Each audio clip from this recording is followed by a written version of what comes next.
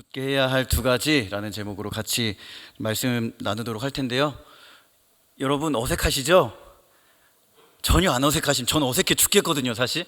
이 자리가 좀 처음이어가지고 좀 어색하지만 같이 또 말씀을 나눌 수 있는 기회가 주어져서 감사합니다. 가끔 중등부 친구들에게 격한 어조로 인사를 좀 하거든요.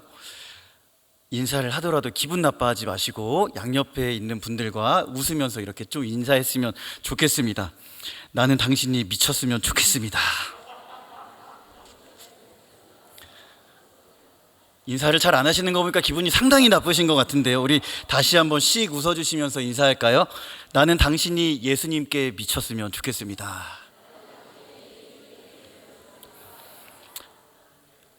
기분 나쁘지 않으셨죠? 사랑하는 성도 여러분, 우리의 삶이 늘 예수의 그 삶으로 들어가고 또한 예수님의 그 매력에 늘 흠뻑 빠져 살아갈 수 있는 우리들의 삶이 되시길 주님의 이름으로 간절히 축복합니다. 분위기를 보아하니까요, 오늘 금요 기도회의 설교가 처음이자 마지막이 될 것 같은 그런 불안한 마음이 들고 있는데요. 4년 만에 주어진 기회가 처음이자 마지막이 될 것 같은 그런 불안한 느낌이 지금 제 머릿속을 싹 스치고 있습니다. 누가 하신 거예요? 이러려고 한 건 아니지만, 4년 만에 선 보람이 있네요.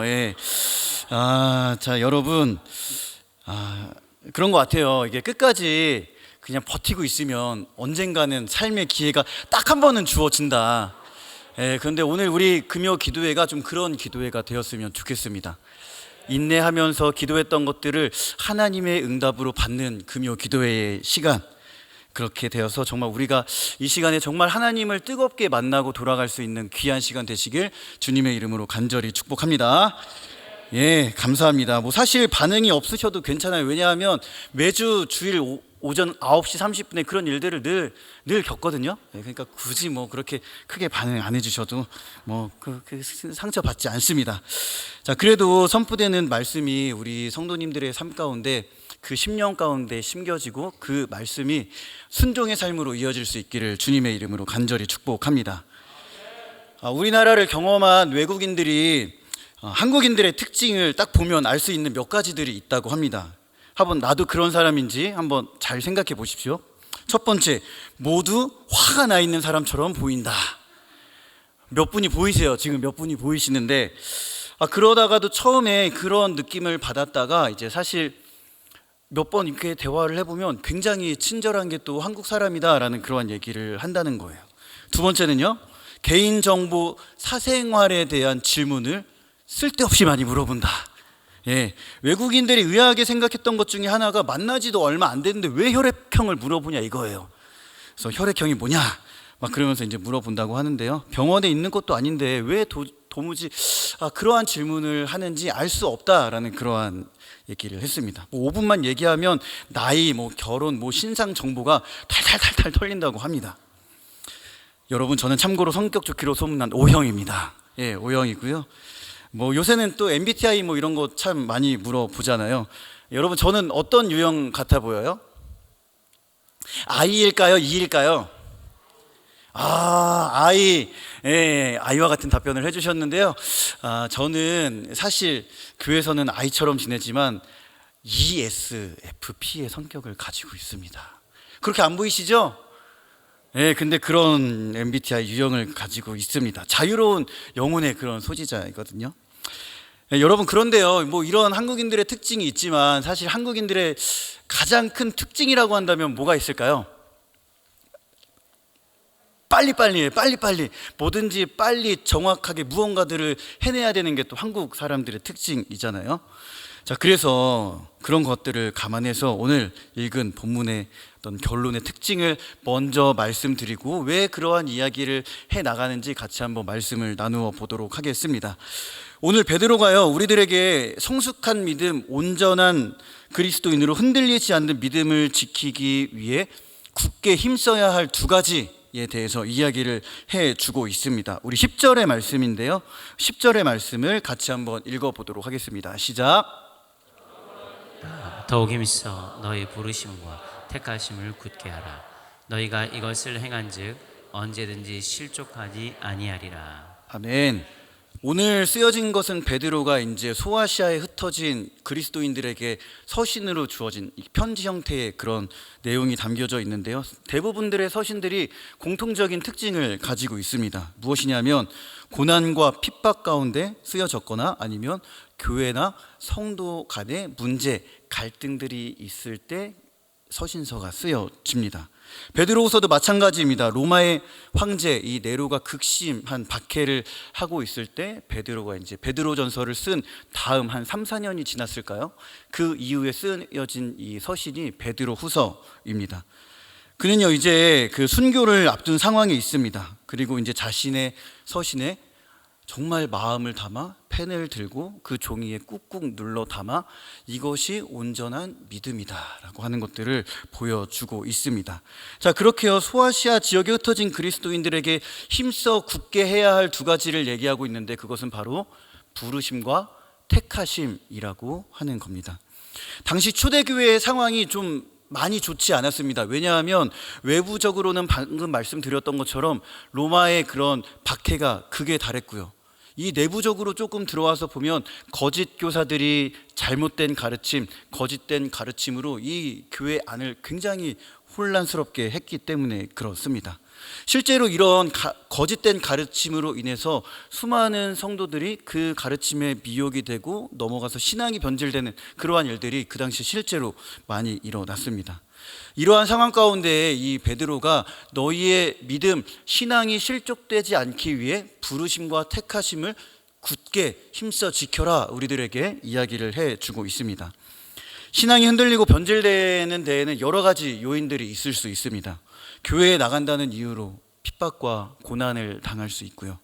내 삶에 아무런 변화가 일어나지 않을 때, 또한 열심히 기도하지만 아무런 응답이 들려지지 않을 때, 또한 열심히 헌신하고 봉사하지만 늘 나에게 돌아오는 것은 어떤 허무함, 갈등 이런 것들을 겪으면서 트러블이 생길 때, 관계적으로 어려움이 생길 때 우리들은 그런 생각을 하죠. 이러한 신앙을 계속 지키며 살아가야 하나? 그런 생각을 하기도 합니다. 그러면서 이제 그런 문제들이 생겼을 때 우리들은 흔히 무엇에 든다고 합니까? 시험에 든다고 하죠. 결국 어떻게 돼요? 공동체 생활을 멈추게 됩니다.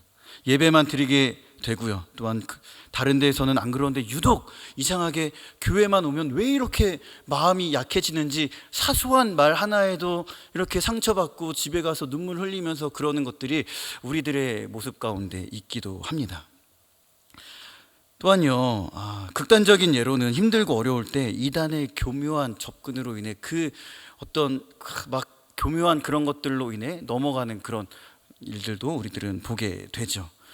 여러분, 이렇게 신앙이라고 하는 것이요 우리들의 삶 가운데 분명히 어느 지점에서는 위기에 봉착한다라고 하는 것이죠.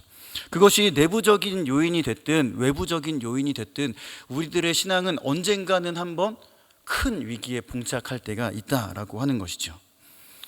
그렇기에 베드로는 이러한 위기를 잘 넘어가도록 실족하지 않기 위해서 우리들에게 분명히 얘기를 하는데 부르심과 택하심을 굳게 해라 이렇게 얘기를 하고 있습니다. 사랑하는 성도 여러분, 오늘 그 부르심과 택하심을 굳게 하시고 또한 회복할 수 있는 귀한 시간 되시길 주님의 이름으로 간절히 축복합니다. 살면서 특별한 부르심과 택하심을 경험해 보신 적이 있으십니까? 얘기를 하실 것 같지 않으니 제가 얘기를 한번 해보도록 하겠습니다. 때는 바야흐로 2008년 이제 신년이 되었을 때인데요. 벌써 2008년이면 한 15년 이상 된 그런 시기인데요. 벌써 감이 오십니까? 그때면 이제 제가 20대 초반에 이제 그런 이때보다 더 젊은 나이였거든요. 어떤 얘기를 할 거냐면 눈치채신 분들은 눈치채시겠지만 군대 얘기를 좀 해볼까 합니다. 별로 반응이 없어도 괜찮아요. 예. 제가 이제 충남 계룡시 남섬면 분암리에 있는 203 특공여단 1대대 3중대 화기반에서 이제 이렇게 그렇게 신앙생활을 했거든요. 군생활을 했어요. 군생활을. 그래서 이제 29개월을 좀 했거든요. 23개월은 일반 병사로 있고 6개월은 전문 하사로 이렇게 한 29개월 정도 군생활을 했는데요. 보통 이제 사람들이 군 생활을 계룡시에서 했다고 하면 막 무시해요. 왜냐하면 거기에 이제 남자분들은 아시죠? 뭐가 있는지 아십니까? 군대 안 갔다 육군본부가 있어요. 육군본부가 막 별이 막 엄청 돌아다니는 뭐 그런 이상한 세계가 있거든요. 근데 거기에서 군 생활을 하고 왔다 그러면, 그러니까 계룡시에서 군 생활을 하고 왔다 그러면 속된 말로 어떤 표현을 쓰냐면 저 사람 꿀 빨다 왔네, 이런 표현을 써요. 어떤 표현인지 아세요? 군 생활 그냥 놀다 왔네, 뭐 이제 약간 이런 거를 조금 이렇게 놀리면서 하는 얘기거든요. 여러분 시작도 안 했는데 벌써 지루해 하시고 머리가 땅을 향해 가시는 분들이 계신 것 같은데, 그래도 이야기는 멈춰지지 않습니다. 2008년에 신정이었는지 구정이었는지 잘 기억에 나지는 않지만, 이제 어떠한 이제 일들이 우리 부대에 일어났냐면, 신정 때 이제 육군 참모총장이 우리 부대에 와서 떡국을 먹고 간다는 그런 말도 안 되는 그런 이 상황이 벌어졌습니다. 뭐 결국에는 일정이 있어서 이제 참모총장은 이제 오지 않고 그 밑에 있는 참모차장이 왔어요. 여러분 별로 놀라시지 않는 것 같은데, 참모총장이면 별이 몇 개입니까? 알려드리잖아요. 별이 4개예요. 이마에 별이 4개 박히신 분들입니다. 더 놀라운 건 이렇게 별을 4개 다신 분들이 우리나라에 7명밖에 안 된다는 거예요. 그런 분이 지금 그냥 일개의 한 대대에 와서 병사들과 함께 떡국을 이 부대에 난리가 나는 거죠. 뭐 다행히 이제 그냥 별 하나가 줄어든 이제 3개짜리 이렇게 육군 참모차장이 오긴 하셨지만요. 뭐 아무튼 뭐 이래저래 해서 이제 떡국을 다 먹고 이제 이렇게 덕담을 이렇게 하시면서 갑자기 여기에서 신병이 도대체 누구냐, 제일 어린 신병이 누구냐라고 이렇게 막 물어보시는 거예요. 그때 이제 사실 제가 제일 막내였고 동기들이 몇 명 있었거든요.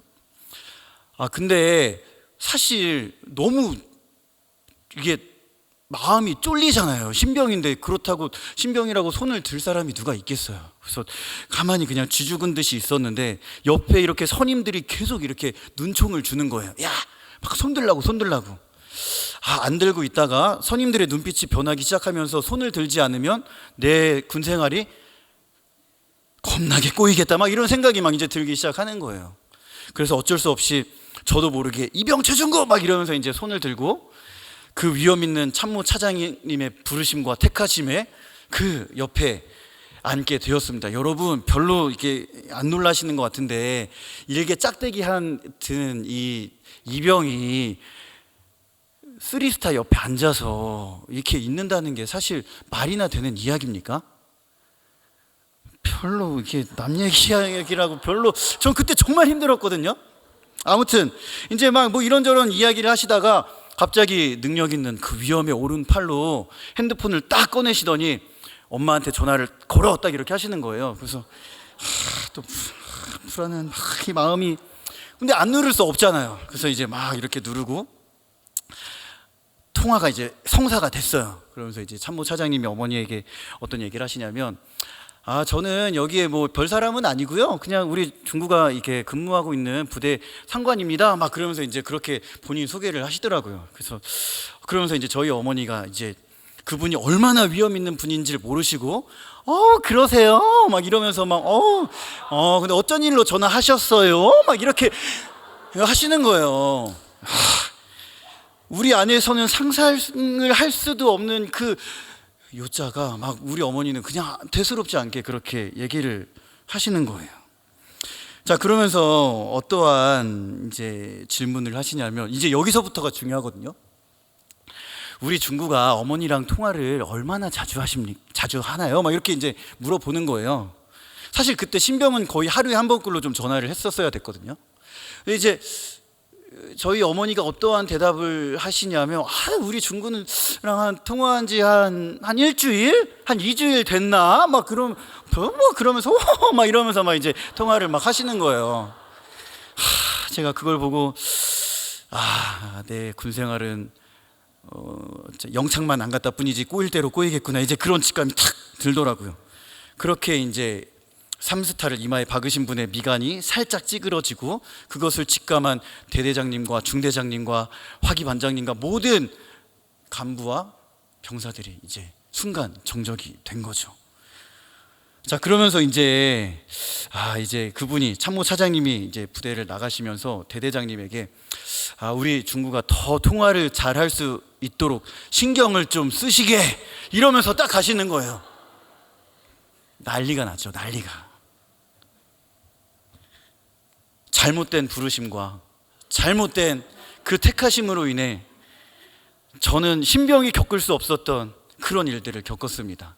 대대장에게 끌려가서 엄청나게 혼났고요, 중대장님한테 끌려가서 또 오질나게 욕먹고요, 그리고 또 화기반장님한테 끌려가서 또 엄청 욕먹고요, 또 분대장님한테 끌려가서 엄청, 그때는 신병한테 욕이나 화를 낼 수 있는 그런 분위기는 아니었거든요.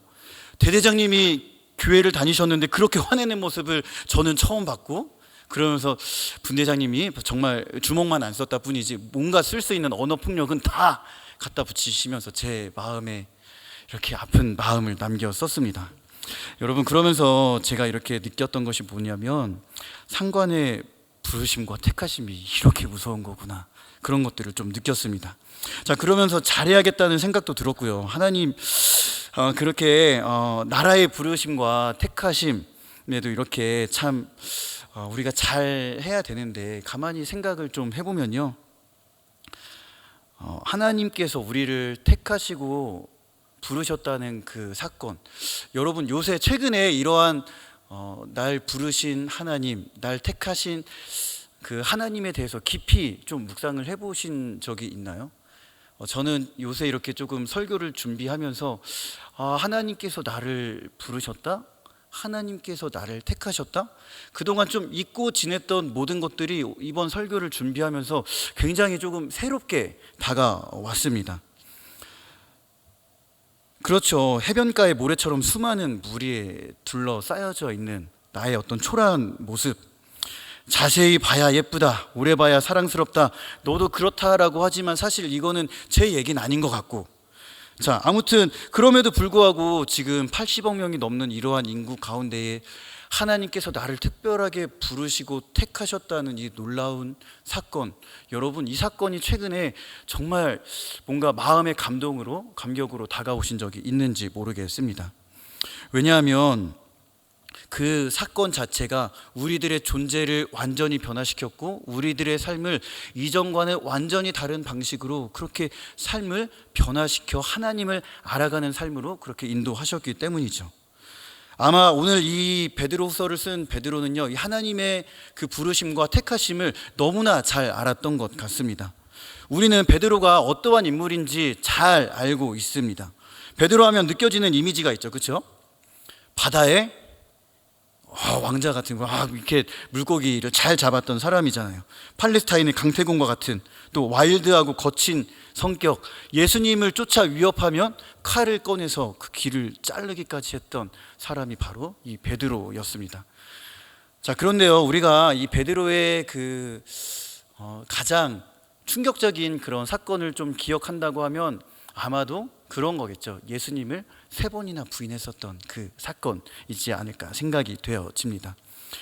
예수님께서 베드로에게 새벽에 닭 울기 전에 너가 나를 3번 부인하겠다라고 그렇게 얘기하지만, 베드로는 주님, 저는 절대 그런 일이 없을 겁니다라고 호언장담을 하지만 그의 결과는 어떻게 됐습니까?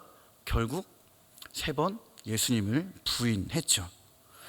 자, 그렇게요, 예수님께서 십자가에 못 박혀 돌아가신 후에 실패와 좌절감을 그렇게 느끼며 다시 디베랴 호숫가에 가서 물고기를 잡는 이전의 삶으로 다시 돌아가게 되죠.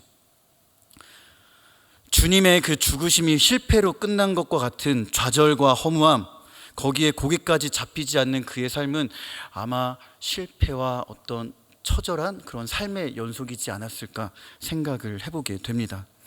예수님께서 나를 이러려고 부르셨나? 내가 이러려고 주님 따라다녔나? 이러려고 나를 부르시고 택하셨나? 이러한 생각들을 그렇게 했을지도 모릅니다. 그런 상황 가운데 예수님은 다시 베드로를 찾아오시고 부르시고 택하시는 장면이 요한복음 21장에 나오지 않습니까? 조반을 먹은 후에 예수님께서 베드로에게 내가 나를 사랑하느냐 몇 번 묻습니까? 3번 물으시죠. 3번. 그러면서 그러한 베드로의 고백을 들을 때마다 예수님께서 내 양을 먹이라, 내 양을 치라, 내 양을 먹이라 이렇게 얘기하시죠. 아마 베드로는 이 의미를 나중에 더 깊이 깨닫게 되었을 겁니다. 예수님께서 베드로에게 물으시는 그러한 지금 사랑의 부르심과 택하심은 지금 과거에 치중되어져 있지 않습니다. 왜 너 그때 다 모른 척을 했냐? 그러고도 네가 나의 수제자냐? 이렇게 묻지 않으셨습니다. 너가 이런 일을 저질렀으니 반성문 몇 장 써오고 어떻게 나를 사랑할지 대해야 할지 그렇게 반성문 써와, 이렇게 미래적인 측면을 얘기한 것도 아닙니다. 무엇을 의미하겠습니까? 여러분, 그를 다시 부르시고 택하기 위해 오신 예수님은 지금 이 순간 너가 나를 어떻게 생각하고 바라보고 있느냐라고 하는 믿음의 질문을 하신 거예요. 그렇게 현재적인 측면을 강조하면서 다시 한번 예수님을 향한 베드로의 사랑을 확인하게 되죠. 물론 어제와 오늘 지나간 그러한 시간 가운데 우리들이 분명히 예수님께 잘못하고 조금만 한눈을 팔면 우리가 예수님보다 사랑하고 예수님 바라보지 못하고 다른 것들을 바라볼 수 있는 신앙의 그런 시선들의 여지가 우리들에게 충분히 있습니다. 그러나 우리는 지금 이 순간에 예수님을 어떻게 생각하는지가 사실은 더 중요합니다. 말씀을 듣고 있는 이 순간에도, 기도의 자리에 있는 가운데에서도 나는 지금 예수님을 어떻게 생각하고 바라보고 믿고 따르고 있는지를 생각하는 것이 사실 더 중요하다라고 하는 것이죠. 왜냐하면 지금 이곳이 하나님께서 우리들을 부르시고 택하신 자리이기 때문에 그렇죠. 여러분, 우리 운전교회 가족들 모두가 지금 우리 예수님을 있는 자리에서 정말 믿음으로 사랑하고 또한 그 예수님을 따라갈 수 있는 믿음의 가족들 되시기를 주님의 이름으로 간절히 축복합니다. 베드로는 왜 그토록 부르심과 택하심을 강조하면서 그것을 힘써 굳세게 지켜야 할 것을 그토록 강조를 했을까요? 그것은 어떠한 환경 가운데에서도 흔들리지 않는 성숙한 신앙으로 자라갈 수 있기 위함이기 때문이었습니다. 우리 2절과 3절, 8절의 말씀인데요. 우리 2절과 3절, 8절의 말씀 같이 한번 읽어보겠습니다. 시작. 하나님과 우리 주 예수를 알므로 은혜와 평강이 너희에게 더욱 많을지어다. 그의 신기한 능력으로 생명과 경건에 속한 모든 것을 우리에게 주셨으니 이는 자기의 영광과 덕으로서 우리를 부르신 이를 알므로 말미암음이라. 이런 것이 너희에게 있어 흡족한즉 너희로 우리 주 예수 그리스도를 알기에 게으르지 않고 열매 없는 자가 되지 않게 하려니와. 아멘. 여러분, 말씀을 읽으시면서 조금 비슷한 반복되는 표현을 발견하셨습니까? 암이라고 하는 겁니다. 암. 성숙으로 나아가는 신앙은 어떠한 신앙이냐? 예수님을 온전히 그렇게 차근차근 알아가는 삶이 성숙한 신앙이다라고 우리들에게 얘기를 해주고 있죠. 2절 이하에 참된 평강과 은혜가 있는 것도, 또한 생명과 경건을 주시는 것도, 그리스도인으로서 살아갈 수 있는 모든 출발과 근거는 우리가 예수 그리스도를 알아가는 것에서부터 있는 것이죠. 여러분, 여기서 안다라고 하는 것은 헬라어로 이제 에피그노시스라는 단어를 쓰는데, 이 일반적인 지식은 이제 그노시스라는 그런 헬라어 단어를 씁니다. 이러한 일반적인 그노시스의 지식보다 더 한층 놀라운 깊은 의미를 담고 있는 것이 이 에피그노시스라고 하는 단어인데요. 이것은 어떠한 지식을 얘기하냐면 예수님을 만나서 주님을 알고 그분과의 깊은 교제를 통해 채워져가는 인격적인 지식을 의미합니다. 만나고 경험해야만 알 수 있는, 그렇게 체득되어지는 그러한 지식, 그것이 바로 오늘 본문에서 얘기하는 알미라고 하는 단어입니다. 히브리어로 야다라는 단어를 많이 들어보셨을 거예요. 그렇죠? 그거와 거의 비슷한 단어가 이 알미라고 하는 그런 에피그노시스입니다. 여러분, 그런데요, 이 베드로가 그리스도인이라고 하면서 인격적인 지식이 없고 삶에 열매가 없는 자를 어떻게 표현을 하냐면 맹인, 멀리 보지 못하는 자, 예수 그리스도의 그런 대속의 은혜를 망각하고 잊고 지내는 자라고 오늘 성경은 우리들에게 얘기를 해주고 있습니다. 우리가 부르심과 택하심을 굳게 할 때 중요하게 존재되어야 할 것이 있습니다. 그 무엇이냐면 그리스도께서 나를 위해 온 몸을 찢기시고요. 그 찢기시고 벌어진 살 틈으로 온 물과 피를 쏟아 우리들을 구원하셨다라고 하는 그러한 사실이죠. 그러한 대속의 은혜를 가장 고귀한 것으로 여기고 확신하며 출발하는 것이 우리들의 신앙 부르심과 택하심의 전제가 되어야 한다라고 하는 것입니다. 여러분, 그렇다면 그 부르심과 택하심은 우리들을 어떠한 삶으로 인도하는지 한번 같이 말씀을 읽어볼 텐데요. 5절부터 7절까지 우리 말씀을 같이 한번 읽어보도록 하겠습니다. 시작. 그러므로 너희가 더욱 힘써 너희 믿음의 덕을, 덕의 지식을, 지식의 절제를, 절제의 인내를, 인내의 경건을, 경건의 형제 우애를, 형제 우애의 사랑을 더하라.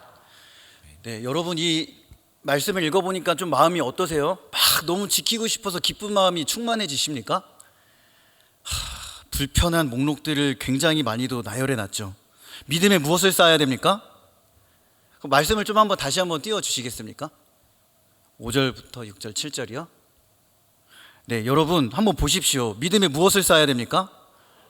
예, 덕에는요, 지식에는요, 절제에는요, 인내에는요, 경건에는요, 형제 우애에는요, 사랑을 쌓아라, 쌓아라, 더하라. 지금 이렇게 얘기를 하고 있습니다. 여러분, 덕과 지식, 절제, 인내, 경건, 형제 우애, 사랑하는 것들 쉽게 되어지던가요? 쉽게 되어지지 않죠. 그리고 사실 웬만하면 좀 하기 어려운 것들이기도 하죠. 자, 그런데 베드로가 왜 이러한 순서로 지금 이렇게 무엇에는 무엇을 더하고 무엇에는 무엇을 더해야 하는지 그러한 목록에 대한 그런 속성을 우리가 알 필요가 있습니다. 여러분, 덕이라고 하는 것은 쉽게 얘기하면 도덕적인 우월감, 탁월성, 그런 견고함들을 이야기를 하거든요. 우리의 신앙은 도덕적인 삶을 사실은 배제할 수가 없습니다. 그렇죠? 좋은 믿음이 좋다는 게 여러분 무엇입니까? 그것이 그냥 도덕적인 것들을 다 무시하고 그것이 하나님의 뜻이라고 생각되어진다면 아무것도 생각하지 않고 도덕적인 것들, 윤리적인 것들을 다 뿌리치면서 해야 되는 게 여러분 진정한 믿음이겠습니까? 그것이 진정한 믿음인지 아닌지는 우리들은 깊이 한번 생각해 볼 필요가 있습니다. 그렇기에 우리의 믿음에는 덕을 더할 때 성숙한 믿음으로 자라갈 수 있다. 베드로가 우리들에게 얘기를 해주고 있는 겁니다. 그 다음에 어떤 목록이 나옵니까? 지식. 여기에서 얘기하는 지식은 삶에서 실천되어지는 그런 지식을 얘기를 하거든요.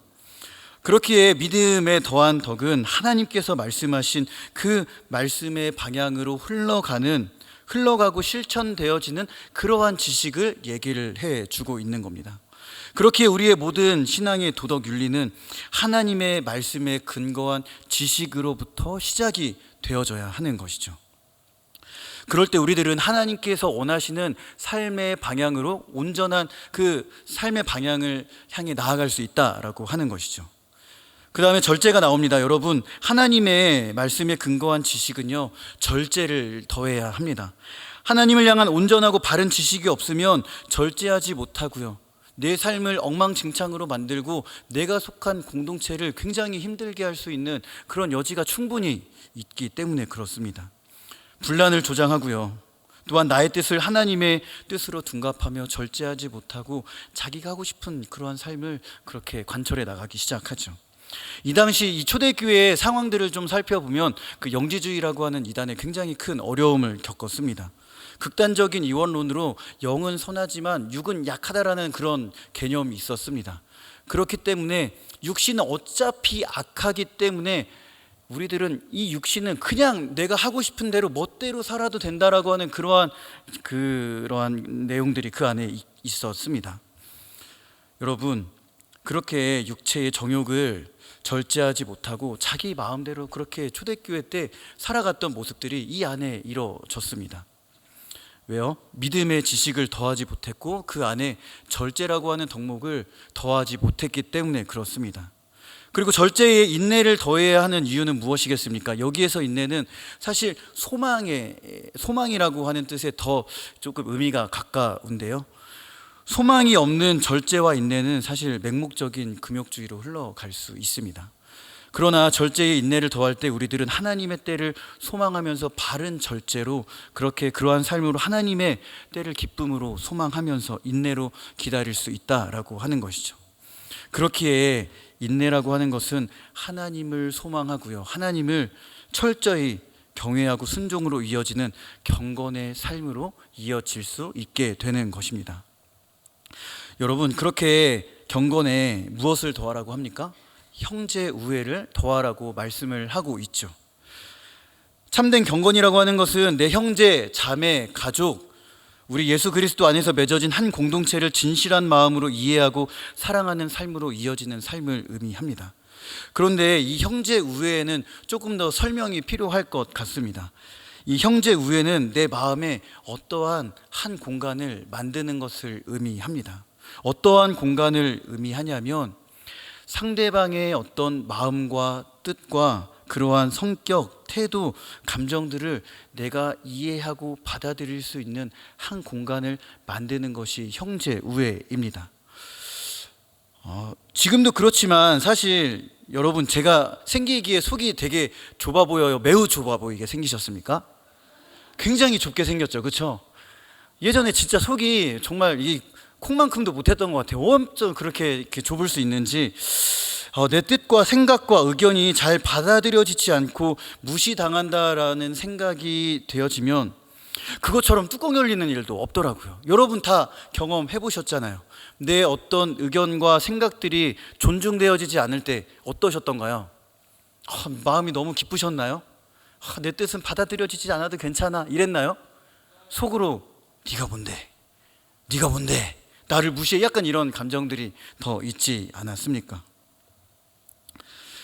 그러면서 내 안에 내가 너무나 많아서 나조차 이런 감정 조절이 제어가 되지 않는 그러한 삶을 살았었습니다. 상대방을 이해하려고 하지 않았었습니다. 그런데 어느 순간 이러한 삶이 굉장히 잘못되었다라는 것들을 좀 깨닫게 되었습니다. 자, 그러면서 지금은 이제 사실 제 뜻이라고 할 것도 없지만 이렇게 우리 중등부 교사들과 함께 중등부에 대한 얘기들, 교육자 회의에서 이제 어떠한 이런 이야기들을 주고 받을 때 사실 이러저러한 얘기를 내놓고 이렇게 했으면 좋겠습니다. 그건 안 돼. 이렇게 될 때 기분이 어떨까요? 요새는 좋아요. 괜찮아요. 그냥 내 뜻이 그냥 옳지 않았고 그냥 부족했나 보다. 약간 그런 생각이 들면서 그냥 그렇게 이제 지내게 되거든요. 사실 너무 제 뜻이 없어서 문제인 것도 있지만 상대를 향한 존중의 마음이 우리들에게 필요하다라고 하는 것이죠. 상대방을 존중하고 헤아리는 것, 그 형제 우애의 마음이 우리들의 마음 가운데 굉장히 필요하고 그것이 성경에서는 참된 경건이다라고 우리들에게 이야기를 해주고 있습니다. 마지막에는 어떠한 덕목이 나와 있습니까? 사랑이죠. 사랑. 여러분, 그리스도인에게 있어서 가장 강력한 힘은 사랑입니다. 사랑. 그 무엇과도 끊을 수 없는 하나님의 사랑, 이웃사랑을 통해 그 안에 하나님이 계심을 증명하는 그런 아가페의 사랑, 이건 우리의 힘, 감정으로 사랑할 수 있는 것이 아니라 하나님께서 예수 그리스도를 통해 보내주신 그 사랑이 우리 안에 있을 때 가능한 사랑인 것임을 우리들에게 이야기를 해주고 있습니다. 오늘 말씀을 좀 준비하면서요, 제 믿음을 좀 다시 한번 이렇게 점검하게 되더라고요. 나는 지금 이렇게 부르심과 택하심에 합당한 믿음의 삶, 그리고 그 믿음이 궁극적으로 향하고 있는 그 사랑을 온전히 실천하며 그렇게 상대방을 진심으로 대하고 있나라고 질문을 해봤을 때 아직 참 많은 부분에서 부족하다라는 것들을 깨달았습니다. 여러분은 어떠신지 모르겠지만 사실 저는 좀 그런 요새 삶을 좀 지내고 있습니다. 여러분, 간절히 바라고 원하는 것은 우리 거룩한 빛 운전교회 모든 공동체, 우리 가족 여러분들이 다름을 이해하지 못해서 그것을 흔들리고 깨지는 공동체가 아니라 그 다름도 이해하고 존중하고 배려하면서 그 공동체를 굳건하게 세워나갈 수 있는 우리 믿음의 공동체가 되었으면 좋겠습니다. 이제 우리 교회가 이제 몇 주년을 향해 가고 있습니까? 5주년을 향해 가고 있잖아요. 여러분 참 이제 많은 것들을 또 준비하고 많은 회의들이 오가고 사람들을 만나며 많은 것들을 준비하고 이제 진행해야 되죠. 자, 무언가를 준비하고 의견을 나눌 때 나의 모든 의견과 상대방의 의견이 충돌하지 않고 모든 것들이 화합하면서 이루어가지던가요? 사실 그렇게 되지 않을 때가 있습니다. 여러분, 그런데 사실 그럴 때에 상대방의 마음을 이해하고 존중할 수 있는 그러한 마음들이 그 공동체를 더 굳건한 공동체로 만들어 간다라고 하는 사실이죠. 그렇게 우리 교회가 한 해 한 해 더 시간이 흐를 때에 사랑으로 여유가 넘쳐나고 웃으면서 상대방의 마음을 헤아리고 받아들이고 수용할 수 있는 우리 운정교회가 되길 주님의 이름으로 축복합니다.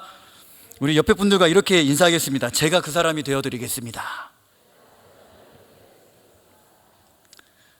진심으로 하신 거죠?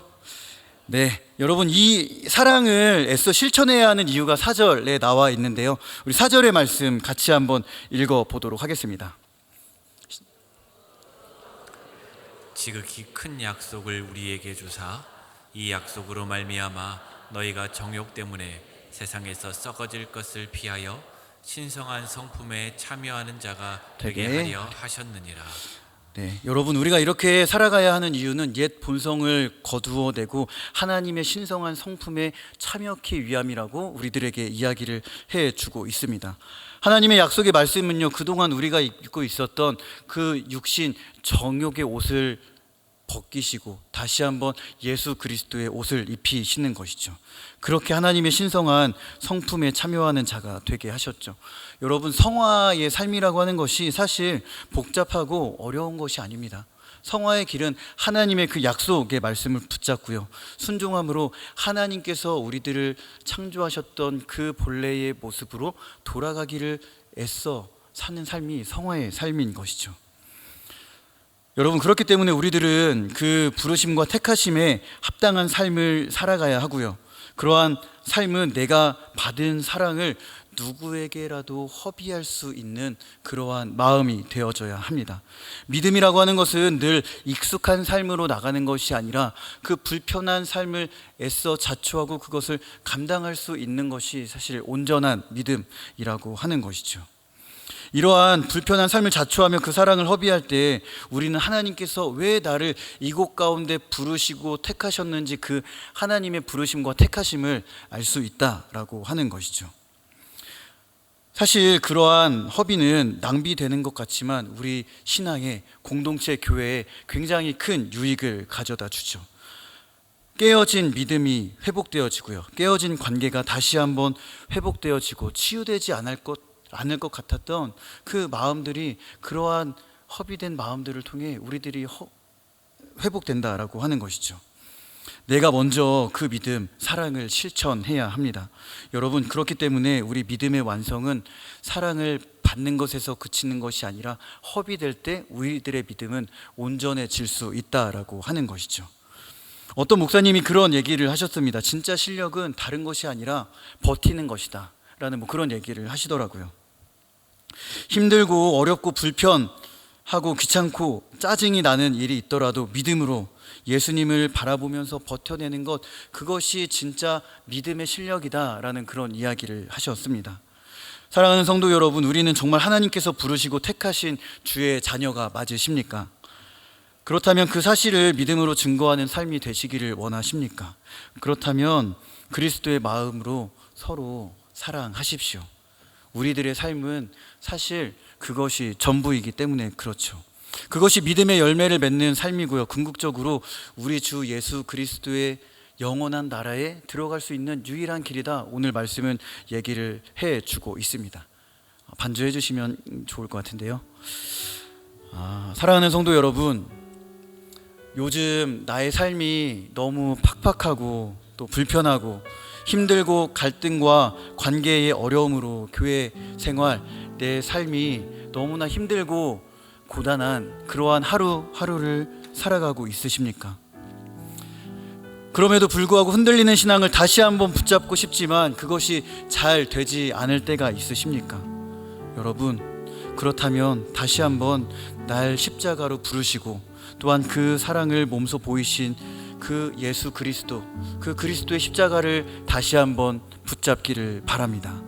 주님은 우리를 위해 희생하심으로 하나님의 완전한 사랑을 보이셨습니다. 부족하고 연약하지만 우리들도 담대히 묵묵함으로 그 주님께서 걸어가셨던 길을 한 걸음 한 걸음 걸어가야 합니다. 지금 내가 있는 곳이 하나님께서 부르신 곳이고 택하신 곳입니다. 여러분, 그렇기에 우리는 지금 그 부르심과 택하심을 분명히 해야 합니다. 지금 있는 곳에서 내 부르심과 그 택하심을 굳게 하지 않으면 장소와 환경, 상황이 바뀐다고 해서 나의 믿음이 좋아지거나 더 성숙해지지 않는다는 이야기죠. 여러분, 그렇다고 급하거나 초조해 하실 필요가 없습니다. 성숙한 신앙이라고 하는 것은 빠름이라고 하는 그 속도가 우리들의 신앙을 절대로 정해주지 않습니다. 예수님께서 걸어가신 길을 천천히 걸으면서 그 발자국에 담긴 의미를 보면서 한 걸음 한 걸음 걸어 나아갈 때에 우리들은 나를 택하시고 부르신 그 하나님의 마음과 사랑을 온전히 깨달을 수 있기 때문에 그렇습니다. 여러분, 때로는 힘들고 어렵고 불편해서 그것이 내 삶에 쓰고 삼키기 싫은 그 어떤 것이 있으십니까? 인내하시면서 그것을 천천히 씹고 삼키면서 소화시킬 때 우리들의 신앙은 하나님을 향해, 예수 그리스도를 향해 한 걸음 더 나아갈 수 있습니다. 그것이 우리 믿음의 전부이고 그것이 우리를 부르신 하나님의 마음입니다. 여러분, 이 두 가지를 다시 한번 힘써 굳게 지키는 우리 모든 성도들이 되시길 주님의 이름으로 간절히 축복합니다. 우리 마지막으로 11절의 말씀을 힘차게 선포하면서 읽고 찬양하며 기도의 자리로 나아가도록 하겠습니다. 시작. 곧 구주 예수 그리스도의 영원한 나라에 들어감을 넉넉히 너희에게 주시리라. 우리 한 번 더 읽으실 때는요, 너희에게를 나에게로 좀 바꿔서 읽어봤으면 좋겠습니다. 그러면 조금 다가오는 느낌이 달라질 겁니다. 우리 다시 한번 힘차게 선포하면서 11절 말씀 읽겠습니다. 시작. 이같이 하면 우리 주 곧 구주 예수 그리스도의 영원한 나라에 들어감을 넉넉히 나에게 주시리라. 아멘. 이러한 놀라운 은혜가 우리 사랑하는 운정의 가족 모든 여러분들에게 충만하게 임하시길 주님의 이름으로 간절히 축복합니다.